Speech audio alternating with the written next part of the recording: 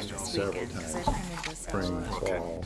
I was gone this weekend, so I didn't even look at it until. But Oh, you haven't been there. And It's by the just time the I steam was gonna vents pull and this, everything he was is gone. so much more exaggerated, so to speak, and a lot of people do. contrast and the wildlife. Did you go style. backcountry hiking? Yeah, And there's some cases where you can make it snowshoeing work, also, yeah. but there's a lot where it's pretty darn expensive. It's really needed. Okay, 1 more minute. Oh, actually at 7. Well, welcome you all to the Milton City Hall at 7 o'clock. I'm going to call the meeting of Milton Plan Commission for February 25th, 2022 order. First item is the roll call. Farrar, Yeah, Hubbard. Here. Murray. Here. Paulson. Here. Ramsey. Here. Slavish. Here. Tyson. Here. Present. okay, so the next item is, under the agenda item is the approval of the minutes. Move approval. Second.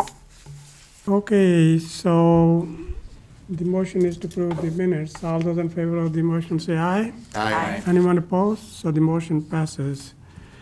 Now, I do want to let you know, if you are here for item number 2 and item number 3, which is the general implementation plan for Pleasant View Park Apartments, Greenway Center, and the specific implementation plan for Pleasant View Park Apartments, also Greenway Center. Those 2 items are deferred and at the request of the applicant. And so we won't be, if you are for those 2 items, you don't need to be. Okay, so let's need a motion for the item number 2 to, do we even need a motion? Yeah, we should probably have a motion. I'll move deferral. Okay, need a second? Second. Okay. Okay, all those in favor of the motion to defer GIP for Pleasant View Park Apartments, say aye. Aye. Anyone opposed? So the motion passes. The next one is, you want to make the same motion? Sure, move Okay. deferral, item 3. Second. Okay, this is the specific implementation plan for Pleasant View Park Apartments, Greenway Center. Any question or any discussion or anything? Okay, all those in favor of the motion say aye. Aye. Anyone opposed? So the motion passes unanimously. Now we are on to the certified survey map for Tribeca Drive extension, Tribeca Drive. So who's going to take it? Sean Stowski prepared the memo for this, and Public Works Committee accepted his last night. You'll recall that the Plan Commission made a recommendation for a 90-foot right-of-way or, sorry, never mind, fix what I said. The staff, I was getting confused with the item later on the agenda. The staff recommendation for this is that the commission recommend approval of the CSM to the Common Council contingent on resolution of staff recommendations, acceptance of the proposed 90 and 95-foot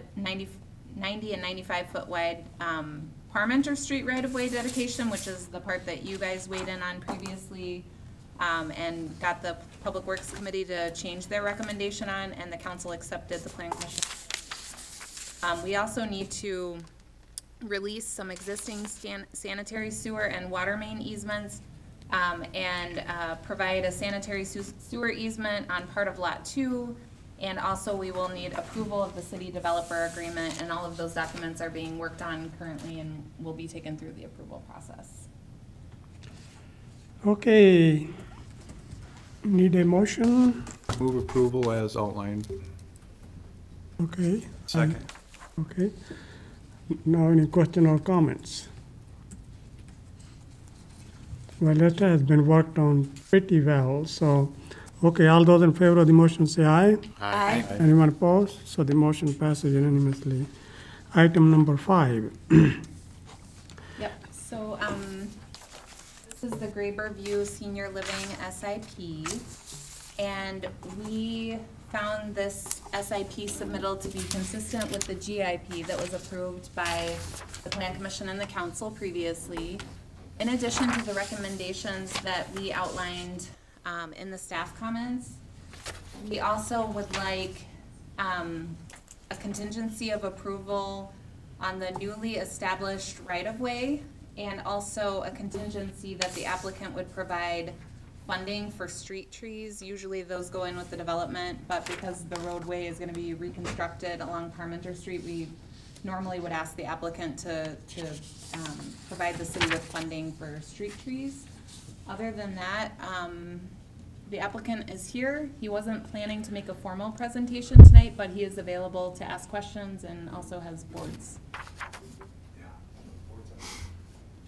And if I recall, Water Resources Management Commission approved the stormwater pond. Most of this will still go to Graber, but some of it will go No, most of it is going to go to the South Pond. South Pond. And some of it will go to Graber. Some will go to Graber. So it is, do you want to explain it, maybe, some of it? I already talked to, It's fine. yeah, Stampy and Card.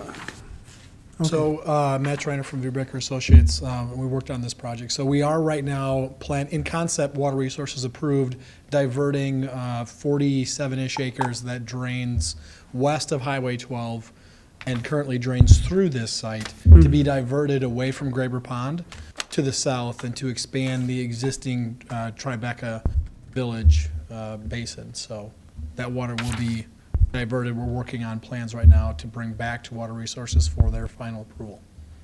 So now some of the water, I was talking to Tom as well, would still go to the Graber Pond. That will be, what would that be? You want to tell us about that? Yeah, so with this project, Tribeca itself is about 27 acres as far as the GIP is concerned. 16 of those acres currently drain to Graber Pond.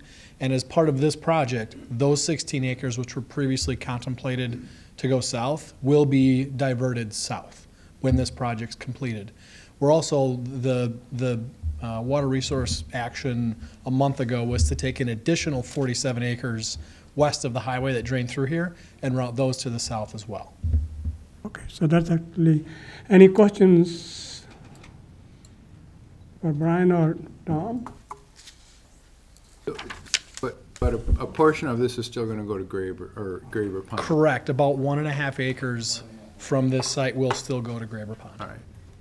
And then the original Tribeca GIP that was approved in '08 or '09, I think most of the water was going to Graber Pond, if I remember correctly, but at that time, Graber Pond was not flooded. Now, we have been working with the applicant to rethink how we're handling the stormwaters because of the situation at Graber. Thank you. So this item is specific implementation plan for Graber View Senior Living 3820 Tribeca Drive. So need a motion to approve. Move to approve, subject to all the contingencies outlined by staff, including, what were the two that you added, Abby? Street One trees? was street trees and one was contingent on the newly established right-of-way. Second. Okay. All right, so further discussion now. We saw the architectural renderings at the GIP stage, right? And those have not changed? Only gotten better.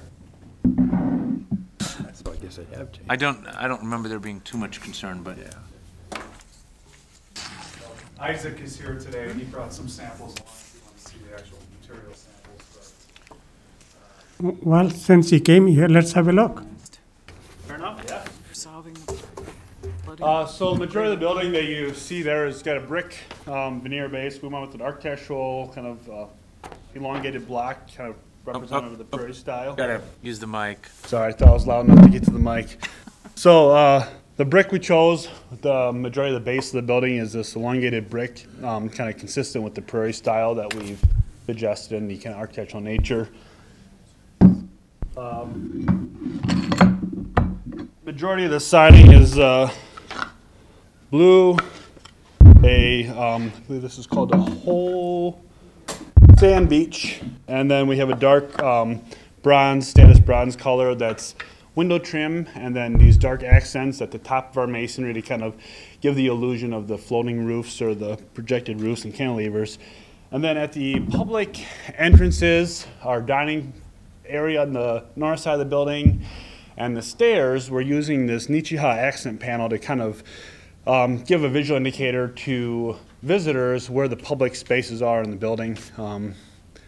Just thought this gives us a nice, it's a nice level of richness that then we can take inside the building and utilize in some of our stained wood detailing and really bring the outside in the architecture. So that's the long and the short of it. Any questions? Michael? Katie? Nope. Jennifer? Dan? Anyone here? So I do have a comment for Yes, for go ahead. clarification. Our site plans were submitted with stormwater being collected from Highway 12 and our west property, such that it would be collected, run to the north of our property to the east, and eventually end up in Graber Pond. Abby, if you recall, we had to submit our plans that way in order for us to get started. We all know that we're working with the city and MIG on an agreement to route it all to the south.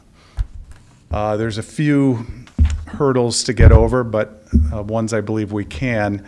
We've been working with Veerbecker to allow us to start construction in early April, knowing full well, you know, the intent is not to put those pipes in.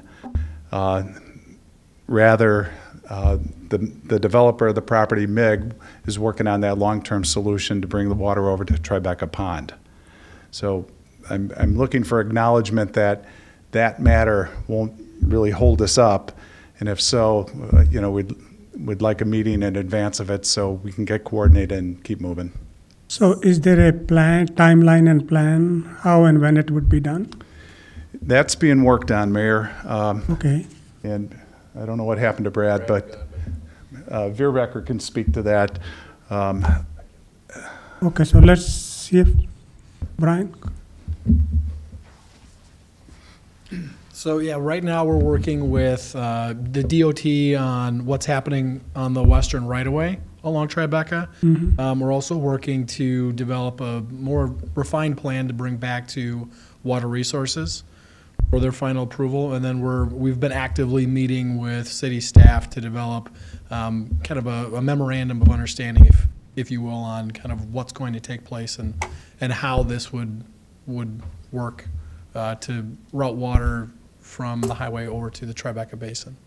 So what you submitted with your plan set was dealing with the stormwater on your site, but there's a bigger issue and it's more of a regional issue, and that's the 44 acres that's coming under the Beltline from largely the town development within the town of Middleton. So we kind of looked at that as more of a regional issue, and I think you worked with the developer too. And so we've been meeting, we've had several really productive meetings with Public Works and city administration to try to figure out an even better solution to manage the stormwater throughout the site rather than kind of honing in on this one parcel. And that makes sense. So I think, you know, yeah, that water is actually coming from town of Middleton, but it has been coming for a long time, so. And any questions or Where are comments we in on? that process? Because I think your concern is you want to get started, and you're afraid that he's afraid that this process is going to slow him up. Am I understanding that correctly? You are. I believe MIG has found a solution to take care of the regional stormwater, but it's going to take a little while to have it engineered, bid out, and constructed. I have a meeting with those folks tomorrow to kind of work out the scheduling conflicts between what we need done and what they can do. But in the meantime, we're working with Veerbecker to take that water that runs under the highway and channel it around our property. In the short term, it will continue to end up in Graber Pond until the permanent solution is fixed, which could happen as early as fall of this year, but most likely not going to happen until next spring. But that's out of my control. So Tom, regardless though, the plan is to have that work completed at the same time you're bringing this online or beforehand? Yeah, it has to happen before, Mike, because our ponds on our property will actually tie into, the overflow will tie into Tribeca. So it's been well thought out. It's just working on the long-term solution for Highway 12 water. So, but you will handle your water, period. We will. That would be not delayed. Correct. Okay. And I so- believe we've complied with what Okay. stormwater management needs us to do. Beer Becker's done a nice job, and I just wanted to have a conversation about those pipes that were added to our property last minute so we could get full approval until we understood the bigger picture. Yeah, that's the larger regional issue, yes. Yeah, I mean, I can't speak for like how other city departments would handle the permitting, so I wouldn't wanna step on their toes, but I think from our perspective, we've been working with you and we understand that that's the solution, so I don't think from planning staff perspective, it would be an issue, but I don't know, you know, how the county who reviews the stormwater management plans on behalf of the city would handle it. Any There's comment gonna on be a, that? Yeah, it would- Yeah, and we need approval from the county for this project, and so we've been working with them to address their comments. We have what we're calling the short-term solution, which is showing a pipe, you know, on this project, knowing full well that when a regional solution's in place, that those won't be needed. But just due to the timing of the project, we needed to show that. Okay, so, there's gonna be a TIF agreement on this, right? So Yes. this could conceivably, should be written into a developer's agreement. And it's not in the developer's agreement with Graber View. Right, it's with That's already Meg. been negotiated. It would be a separate agreement, and I think Mike Davis has kind of taken the lead on negotiating that with the developer. any further questions? Any further questions? Okay. So the motion is to approve the SIP for Graber View Senior Living, 3820 Tribeca Drive, with the conditions, resolution of the engineering staff comments, and approval of the certified survey map, modification of the lighting plan, and some other contingencies from GIP. And the street trees and the, Right of way, Yeah, the new right of way. that's in GIP, right? Those are the contingencies of GIP? These are just two that added. Okay, okay. And those two. All those in favor of the motion say aye. Aye. Anyone opposed? So the motion passes unanimously. All right. So go work with the county and get their stuff and you're ready. when do you think So- you have occupancy? 14th floor. September 1st, 2021, or before. So we're in good shape. We'll be ready to rock and roll and break ground early April. We're in good shape with the bank, and I'm excited. We've been working hard for a full year on this, and it's going to be an amazing addition to Middleton. So look forward to seeing you all at the grand opening or groundbreaking. Okay, thank you, guys. Thank you, everybody. Okay, we are on to item number 6. Recommendations for bird pollution mitigation from the Middleton Sustainability Committee. That's Kelly? That's me. Hello again. This item came to the Sustainability Committee from the Conservancy Lands Committee on December 4th.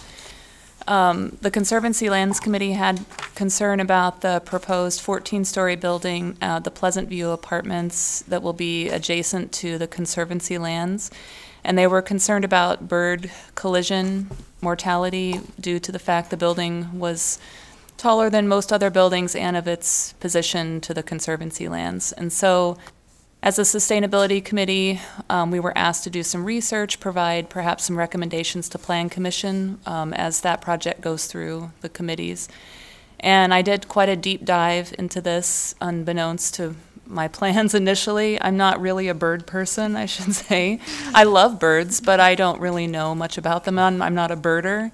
But I must say that this research has really gripped me, and now I'm really energized about it, as well as the rest of the Sustainability Committee. And now that this has shown up in a few of the committee's notes on the agendas online, I'm starting to get emails from the public as well, asking how can we help? We want to get involved. I'm in contact quite often with Madison Audubon about this, and I've also reached out to UW campus planner and landscape architect Aaron Williams, who I used to work with actually when I was a landscape architect, and both he and I didn't start out as birders, but now we're both gripped by this issue. So bear with me as I go through this quickly. I wanted to discuss this because it initially started with a concern about the Pleasant View Park Apartments, but I see it as an opportunity for something broader in Middleton to work on bird collision mortality, perhaps in all new buildings as they're built. I'll go through this. So our location in Middleton is really important by way of birds because we're on the Mississippi Flyway. And this flight corridor is used by 8 million birds, migrating birds 2 times each year, in mid-March to early June and late August to late October. So a lot of birds come through this. And as you know, we have about 25% of our lands here in Middleton are in public lands and conservancies, parks. So we're a bird haven, and the citizens here really enjoy birding, and a lot of them are aware of our location in this. Now, there's been a huge loss of birds in North America since 1970.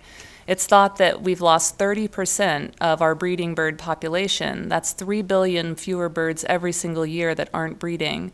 And this is due to a lot of things, some things that are hard to quantify. Probably the number one is habitat loss and agricultural practices that include just loss of habitat and also pesticides and that kind of thing.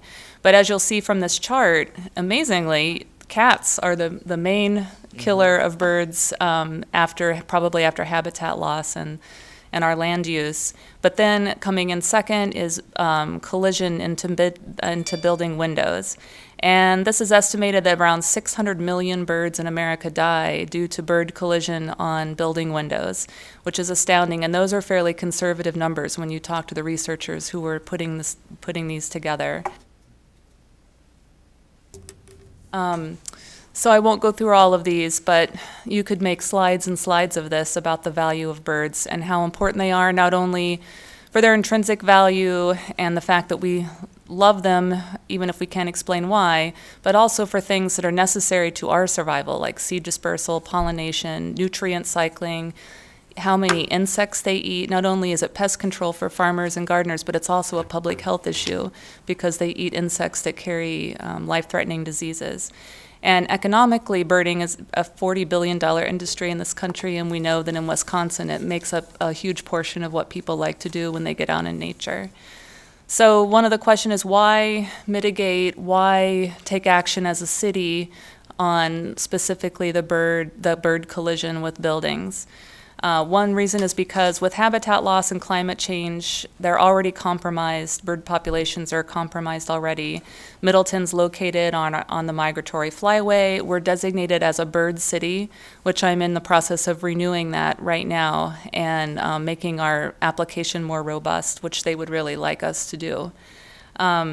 Also, you know, as I mentioned, 25% of our land use is dedicated to public lands. And one of the biggest reasons is that there are really viable solutions and mitigation strategies that need not be expensive. The key to it is for developers to know before they begin designing that this is something the city wants or requires, and then they can plan accordingly by speccing the right glass, maybe deciding to reduce some of the glass, and there's a whole host of design strategies that developers and architects can use if they know before they begin that this is what our city requires. And there's also a lot of co-benefits of reducing bird collisions, like if you're reducing the glass in a building, you're going to have more energy savings. So for the architect or for the building owner, that's a really wonderful co-benefit. And also just well-being for all, extending it beyond humanity to our insects, birds, habitat, populations. To talk about the collision zone, I think one thing that was a red flag on the Pleasant View Park Apartments was the fact that it was 14 stories, but really, once I started talking to everyone who's working on this in the field, it's more about the first 75 feet from the ground level. So it isn't necessarily about skyscrapers or tall buildings. It's more about that low zone on the first 4 stories or so. And what happens is that birds migrate at night, and they come down during the day to forage and to rest. And so as they're coming down and as they're going back up, that's when most of the bird collisions happen, and that's why it's happening at the lower levels. And we do have some local data as well. Deb Weitzel on the Sustainability Committee, as well as some others in conjunction with the University of Wisconsin-Madison, have done a lot of collecting of data for bird mortality. One of the places they've studied is Cromrie Middle School, and they studied this for 2 to 3 times per week for 8 weeks. And there were, I think, 12 to 14 documented window strikes, and it was all along that back facade that's glass that faces the Conservancy. So they're looking to, during migration periods especially, maybe have the kids paint those windows in a way that would reduce reflectivity and deter birds from colliding. And on campus, they've studied, I think, about 12 buildings, and they found that they've documented hundreds of window strikes on a dozen buildings on campus, and 66 of those were 66 species of birds were affected, including some threatened species. So, you know, each individual building in itself isn't amazingly catastrophic, but when you add it all together, it's really significant. I think in Shorewood in Madison, they did some studies just extrapolating out for each house how many birds were killed, and I think in 1 year, 3,500 birds are killed just in the Shorewood neighborhood alone. So if you expanded that out to the city, it would be significant, and I think we could do our part without a huge ask of the people we're talking to about this. Some of the reasons birds do collide with windows is reflection. That's one of the more obvious ones. Birds really can't tell when they're taking off if the trees that are reflecting in the window are real or not, and so they fly right into it. Here's just a couple pictures of examples of how reflective a lot of glass is. And there are so many different types of glass that architects can specify early on, and you can specify glass with a lower threat level for bird collision, so it means that they're less reflective. Another one is transparency. So one thing that I'd like to see in buildings is that there's no buildings that have glass corners. That kills a lot of birds when they're flying. They're trying to fly around a building and they try to cut as close as they can, and they don't notice that the corner is made of glass, and they collide on the corners. And also, if they see vegetation on the inside of glass, then that's one thing that attracts them to fly into the window. And also, if they see vegetation through a box canyon or like a open courtyard, if they see vegetation on the other side through glass, they'll try to go through that glass to get to the vegetation. So they really can't understand the concept of glass. And right now, I think in architecture, we do have a fascination with big glass buildings. This is an example of one of those corner buildings that's made of glass that causes a lot of bird strikes on your right. Another thing is light. Cities attract birds more often. I think the light from a city disorients birds as they're flying at night, and they're attracted to fly down to that light. And so a lot of cities are starting campaigns, or they have ordinances that require that the city dim its lights or has shielding on all of their lights so that the light is aimed downwards instead of up. I think Madison has an ordinance on that, and we have that too. Okay, so light in general, if it's in the building as well with transparent glass, is something that's not good. So window treatments, and I realize I spelled visible wrong, the worst word to spell incorrectly, but I've noticed that. Anyway, the window treatments is one of the biggest things you can do to deter birds, and basically it's just about giving birds cues or visual markers to warn them. And so a lot of times, either for retrofits or even for design glass, there'll be patterns that are put into the glass, and the patterns need to be dense. The rule right now is 4 inches by 2 inches minimum, maybe with etching or fritting or some kind of design in the glass, but 2 by 2 is actually best, and it is what a lot of some cities are going to with their requirements. The visual markers should be high contrast, and the exterior surface is the best place to apply any kind of window treatment. The best thing is to reduce the reflectivity of glass from the very beginning and reduce the transparency. And there's other ways that you can use windows. There's different window treatments. There's also shading, mullions, netting, and other patterns that reduce reflectivity. So it doesn't all have to be etched into glass in a specific pattern like a dot pattern or a line pattern. As far as municipal regulations and guidelines, a lot of cities are going towards making sure that they mitigate the first 60 to 75 feet of their glass on their buildings, and that also applies to green roofs. So if there's a green roof on, let's say, the 12th floor, then you would mitigate about 12 to 14 feet above the vegetation on that green roof, so that that area that attracts birds is also mitigated. In New York, they just recently passed an ordinance that requires that 90% of all glass is treated in the whole city, no matter where the building is located, up to 75 feet. So if New York can do it, I feel like a town that has, we don't have huge skyscrapers. We have a lot of multi-use, 4 or 5 story buildings and residences.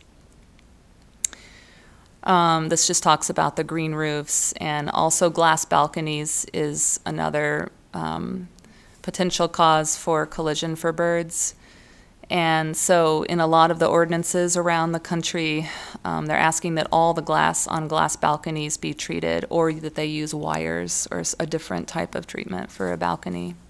These are just some examples of how different glass treatments can be very beautiful. It can be done in all different ways. It doesn't have to be a dot pattern like on the bottom left. It can be done with window shades, with less transparency. There's a lot of different ways to do it.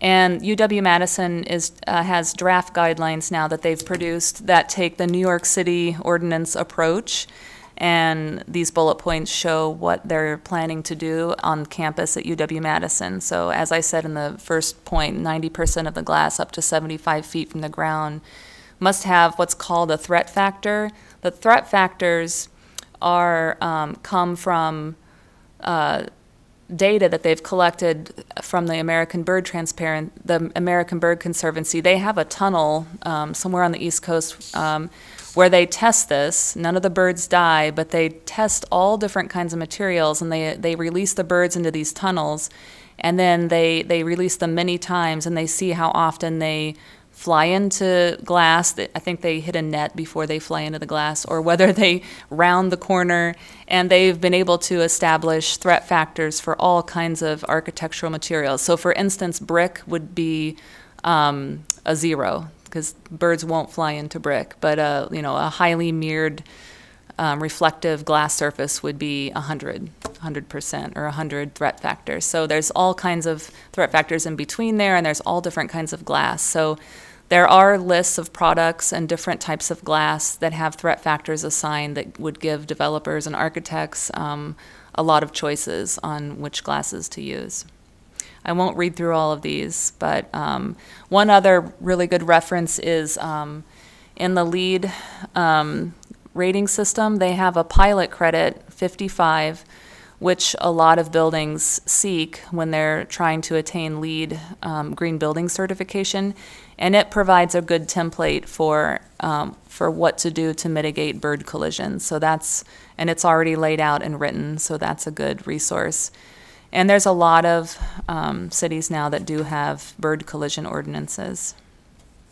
So for this Plan Commission, there's no action needed today. I think my main thrust coming to speak with you is that beyond the Pleasant View apartments and their proximity to conservancy lands, I would really like it if the Plan Commission would consider looking at a more comprehensive citywide ordinance, or at least guidelines at this point, for all new construction. And as for my part as staff, I really feel strongly that this would have to be an effort that would be led by alders with the support of the mayor and input from citizens and people like Friends of Pheasant Branch and key organizations. And I think we have some champions on City Council right now, and I thank Katie for being here. She's talked about this before. But I would be happy to coordinate a task force if that would be amenable or helpful for the Plan Commission that would be made up of maybe 1 or 2 people from, I think I could probably get someone from Conservancy Lands, someone from Sustainability, and then an alder and a few others to come up with some recommendations perhaps and give them to you to respond to. This slide just shows some of the questions I have, and I think a lot of cities have, on whether an ordinance would be locational or based on the features like conservancy land, public parks, streams, lakes, or whether it's citywide. I've talked to American Bird Conservancy and Madison Audubon about this, and they feel very strongly that it's not locational based, that it's citywide, because birds will go to any tree, whether it's in a park or on a downtown streetscape. And you can look through some of these other questions I might have. So that's it. There's a lot of resources. I could talk for hours now about this. So I am looking for discussion from the Plan Commission and any kind of suggestions for next steps for me. Well, great job. It looks really good. So I have a question for you to begin with. We have that glass building on that Greenway Center. What do we know about the bird collisions there? Do we have any data?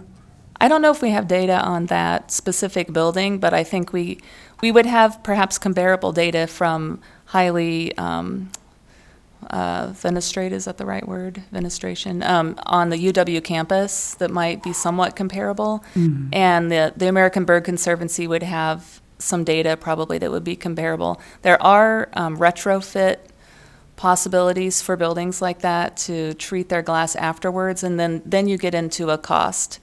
And the costs I've seen, although there's a lot of different ways to mitigate it, I know if you put up a film, it's basically like a really nice transparent sticker, but it has dots in that pattern I was talking about, either 4x2 or 2x2, and that can get into, I think it's like $6 a square foot.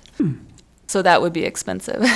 But it's also something that could be done in a small area where there might be vegetation. So on that building, if there's some bushes or trees that are 20 feet tall, then treating the windows around those trees might be a targeted area that would decrease a lot of the bird collisions. So you wouldn't have to do the whole thing. So we don't know if that glass which they have is already bird resistant or tolerant or any of those? I don't know, but it's very reflective, isn't it? Mm-hmm. Yeah. Mm-hmm. It's like a mirror. There's not a lot of vegetation nearby. Mm-hmm. Yeah, so that helps. So, yeah. Well, okay, because it's a big parking lot. I mean, that's yeah. Okay, questions for Kelly. Michael, you got some? Kelly, just a question. And through your research, any sense as to what the cost differential would be, like cost per square foot of kind of a conventional glass versus this with the etchings in it? Well, I went to the Plan Commission meeting in Madison where they were also discussing this last week, and that obviously was the question that everyone wants to know.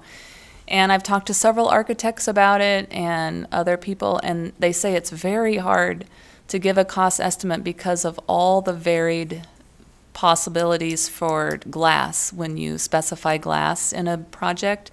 So it's difficult because there's so many different variables to say, oh, it's pretty much this or this. But I think that there's options out there that aren't more expensive. The key is knowing from the very beginning that this is what you would have to adhere to when you design a building. It's not something you can do the design and then decide, oh, we have to put in all different types of glass. That was where the main cost would come in. I mean, the glass is the most expensive exterior building material, so one thing to mitigate the additional cost would be to reduce the amount of glass. Yes. Suggested earlier. And then I think you could pitch the co-benefits to the designer as well and the building owner that they would probably save energy as well as deter the bird collision. And there's less reflective glasses you can specify. But would the landlord get less square foot of rent? Because certain clients want more glass, right? Yeah, I mean, in office or residential developments today, I mean, the more glass, the better. From a user's perspective, you know, obviously they may not have thought through the impact here, but it might have some impact on that, Kurt. Any other questions? Kitty, Jennifer, Dan? I just have a comment. I think this is a lot of really good research, and I like the idea of putting a task force together. I guess to the degree to which you're making decisions in that task force for like the building code or different components, how would you see that working sort of as a task force group? You'd kind of look at this issue, come up with some recommendations in different categories? I don't know, just. I'm not sure really, but just my off the top of my head thought is that and probably look at the New York ordinance because that's what I keep hearing is the one that is the best, and adapt that and list what they do out, and then provide a couple other ordinances that I think Oakland manages their bird collision through the code, through the zoning codes. And permitting, so it's a little different, and I haven't read it, so I can't tell you the differences, but offers a couple different avenues or pathways to respond to. From a practical standpoint, you know, that's New York and California. This is Wisconsin. Are there any other communities in Wisconsin that have ordinances that you could look at, or? You know, because we can't mandate more than the state will let us mandate. Yeah, I don't know of other cities or towns off the top of my head that have ordinances in place. I know Madison is moving forward with theirs. Their plan commission is super excited and energized about it, and they want to do it as fast as they can. But I don't know what that means.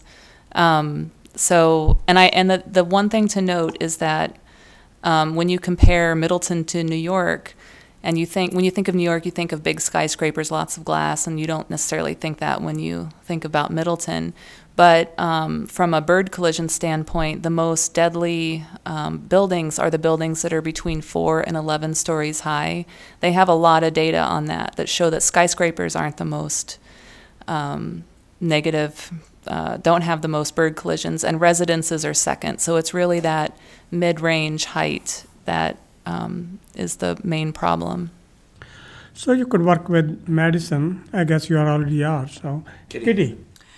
I think there's a lot of really good research here and a lot of good information. What I worry a lot about is starting to create a list of things that try to get us to reduce the quantity of glass when the whole concept behind LEED for some of the buildings I've worked on was all about bringing daylight into the buildings from 33 or 42 inches up, and get it as high as you can so that it will penetrate as far into big open spaces on campus here as we possibly could, so they didn't have to turn on the electricity, and that's been very effective here. That sort of thing in terms of energy savings and so on. So there are a lot of trade-offs, and the dots on the window or a pattern on the window may be something that's more palatable than reducing the quantity of glass. I think we need to be real careful about what kind of decisions we make on one side of the fence. Yes. Good points, Kitty. Anyone else? So how do you want to move forward, Abby and Kelly? So do we need to make any motion now to start a group? Direct staff to continue working on it and develop a task force? Yeah, I would. Guidelines or recommended? Okay, well, I would say let's do it. So I'm with you. So. Do you want it in a formal motion? Sure, I'll make that motion. Okay, I second it. Whatever that. Any other questions or comments? It is just, getting some discussion going, so. Okay, all those in favor of that motion say aye. Aye. Anyone opposed to the motion passed unanimously, and Katie's excited, so. Okay, anything else anybody wants to discuss? Otherwise, motion to adjourn. So moved. All right, all those in favor say aye, we are adjourned. Wow, this is relatively short.